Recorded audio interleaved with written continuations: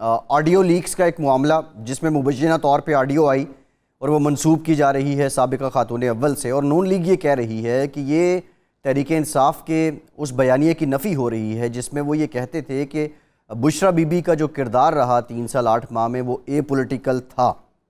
देखें, बात यह है कि एक तो नून लीग की जिस तरह की उनकी लीडरशिप है, चाहे वो खवातीन में हो या दूसरे लोग हों, उनका बुनियादी मकसद यही है कि इनका ऑब्जेक्टिव ये अचीव करना है कि जी ये पॉलिटिकल हैं, इसलिए हम इनके बारे में इनको हम गलत जुबान भी इस्तेमाल कर सकते हैं, गालियां भी दे सकते हैं, झूठ वगैरह उनको मलाइन कर सकते हैं, क्योंकि इमरान खान पे इनको कुछ नहीं मिला।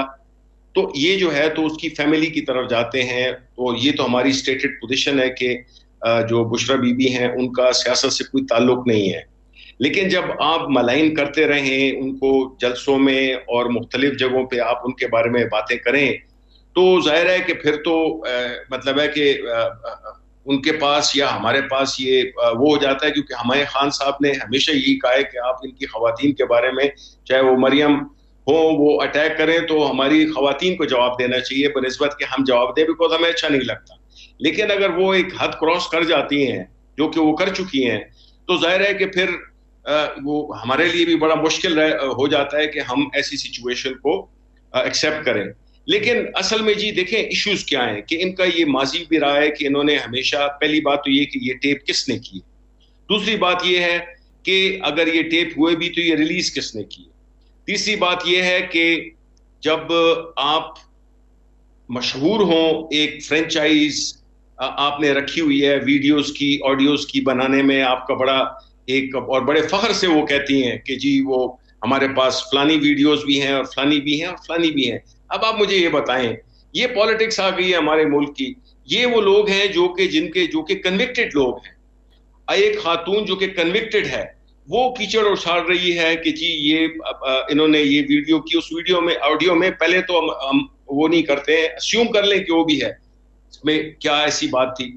अपनी पार्टी के जो वो हैं, वो बेटों की तरह हैं, वो उनके साथ बात की उन्होंने सपोजिटली, मुझे नहीं पता कि ये जोड़ी गई है, क्या किया गया है। कई लोगों को इस तरह से इन्होंने ब्लैकमेलिंग की है इन्होंने। ये तो इनकी पॉलिटिक्स का एक बड़ा अहम हिस्सा है कि ये लोग लोगों को ब्लैकमेल करते हैं। पहले जो है तो उनको इंड्यूसमेंट्स देते हैं, उसमें नहीं हो तो फिर ब्लैकमेल करते हैं। इनका ये पॉलिटिक्स का तरीका रहा है, जबकि हमारी पार्टी में डिसेंट लोग हैं जी। हम generally from our leadership all the way down, most of Shibli साहब, एक नुक्ता नज़र ये है कि चूँकि फैमिली खान साहब के लिए एक रेड लाइन है, तो मुस्लिम लीग के लोग, उनके ओहदेदार, वज़ीर, मरियम साहिबा बेसिकली उन बुशरा बीबी को हिट करके खान साहब को मुश्तैल करना चाहते हैं और इश्तियाल में कोई गलती कराना चाहते हैं। तो क्या आप लोग उस ट्रैक पे आने के लिए तैयार हैं? देखिए जी, नहीं, हम तो देखें हमारी पॉलिटिक्स जो है वो बिल्कुल मुल्क के गिर्द घूमती है, वो मरियम नवाज के गिर्द या इक़्तिदार के गिर्द नहीं घूमती है। हम बुनियादी तौर पे जो चाहते हैं कि इस मुल्क में एक तो ये कि कड़ा एहतसाब हो। एहतसाब क्यों नहीं हो पा रहा? बिकॉज जिस तरह के हमने ये देखा है कि ये लोग जब भी आते हैं, जिस तरह के भी आए, और इन्होंने पहला काम क्या किया कि अपने आप को एनआरओ दे दिया। इससे पहले जब मुशर्रफ के ज़माने में मिला तो करप्शन, तो फिर नैब लॉज को जिस तरह से इन्होंने रिपील कर दिया और करप्शन को एक बिजनेस एज यूजुअल बना दिया। तो ऐसी सूरत हाल में एहतसाब के इदारे, उनको अगर आप जब डिफैंग कर देंगे या ऐसे लोग बिठा देंगे जो कि उन्हीं के आपके लोग हों, एक फिक्स मैच हो, तो फिर मुल्क में एहतसाब तो हो नहीं सकता, बिकॉज कोई पॉलिटिकल नहीं। शिबली साहब 3.5 साल, पौने 4 साल जो थे वो आपके थे, इदारे आपके साथ थे, तो उस वक्त भी किसी को सज़ा नहीं मिली। देखें, नवाज शरीफ साहब को सज़ा मिली पहले से, और उसके बाद मरियम साहिबा को सज़ा मिली पहले से, जो समाज चल रही थी आपके इक़्तिदार में आने से पहले। उसके बाद तो एक आदमी को भी आप सज़ा नहीं दिला सके, तो ये तो आपकी नाकामी है ना, आपकी प्रोसिक्यूशन की नाकामी है। देखिए, ये तो इरशाद आरिफ साहब, ये तो फिर इस बात को तय कर लेते हैं कि हुकूमत का कोई इन्फ्लुएंस होता है एहतसाब के इदारों पे। अगर तो होता है जिस तरह के नवाज शरीफ के ज़माने में सैफुर रहमान थे, तो हम तो उस तरह का नहीं है। ये तो उन्हीं के लगाए हुए लोग थे। जावेद इकबाल को लगाया हुआ था इन्होंने, इलेक्शन कमिश्नर को हमने लगाया। लेकिन जो इशू है वो ये है कि अगर तो हम मुसलसल हमारी कैबिनेट मीटिंग्स में हम यही कहते रहते थे कि जी ये कन्विक्ट होने चाहिए, लेकिन हम क्या आया हम अदालतों पे हम असरअंदाज हो सकते थे? हमने नहीं की, ना कोशिश की, और ना ये हमारी सियासत है।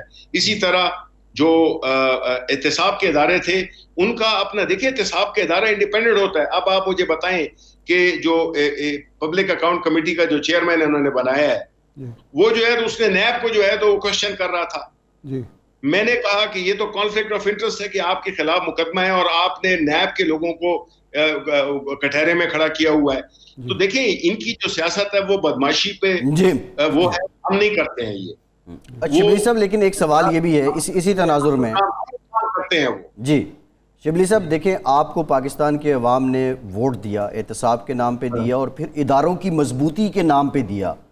वो क्या रुकावटें हायल थीं कि ये मानते हैं हम कि आपके पास बहुत कलील अक्सरियत थी, लेकिन और क्या रुकावटें थी कि आप इदारों को मजबूत न कर पाए? देखें, पहली बात तो ये है कि जो बाज़ पोजीशंस होती हैं वो कॉन्स्टिट्यूशनल पोजीशंस होती हैं, जिसमें कि आप किसी को हटा नहीं सकते, चाहे आप उसकी परफॉर्मेंस से एग्री न भी कर रहे हो। मतलब मैं एक मिसाल दे देता हूं आपको, चाहे वो नैब का चेयरमैन हो या वो इलेक्शन कमिश्नर हो, आपको जुडिशियल काउंसिल जाना पड़ेगा। एक लंबा प्रोसेस है जो कि समझे कि ना होने वाली बात है। तो वो लॉज जो हैं, जो बुनियादी तौर पर रुकावट बनते थे इदारों को में से, जो ऑलरेडी बिठाए गए लोग थे, उनको हटाने में ही हमारा सारा प्रोसेस लग जाता। असल चीज क्या थी कि अगर हम लेजिस्लेशन करते, और हमने लेजिस्लेशन की कोशिश की, लेकिन उल्टा इन्होंने, अपोजिशन ने हमें ब्लैकमेल करने की कोशिश की फाइट ऑफ लॉस के वक्त, जिसमें उन्होंने वो काम किया जो उन्होंने आते साथ ही कर दिया है अपनी हुकूमत में। तो अब देखें ना, ये मैं चाहूंगा कि मेरे जो आप जैसे दोस्त हैं और जो मीडिया के लोग हैं कर भी रहे हैं, लेकिन देखें ये मुल्क का मामला है, ये पीटीआई का, ये इमरान खान का मसला नहीं है कि मुल्क, हम मीडिया पे भी इस चीज को मैं ये देखता हूं कि जो नैब लॉ पास हुए हैं, ये जो इलेक्टोरल रिफॉर्म्स के सो कॉल्ड 2 बिल हुए हैं, कैसे हम एक्सेप्ट कर सकते हैं? ये कैसे हो गया? मतलब है कि आपने एक लॉज जिसमें कि डायरेक्ट बेनिफिशियरी आप खुद हैं, मतलब अगर हमने ये काम किया होता तो मेरा ख्याल है कि आज पूरे वो हमें मीडिया ने और सब ने जो है तो हमें रगड़ा दिया होता। लेकिन ये जो है, इस कल्चर को अपेरेंटली कोई डिस्करेज नहीं करना चाहता। वो कौन सी फोर्सेस हैं, वो लोग हैं जो कि जाहिर है कि उनके इंटरेस्ट हैं। अब मतलब है कि ऐसे लोग बैठे हुए हैं इदारों के ऊपर जो कि पॉलिटिकल अफिलिएशन रखते हैं।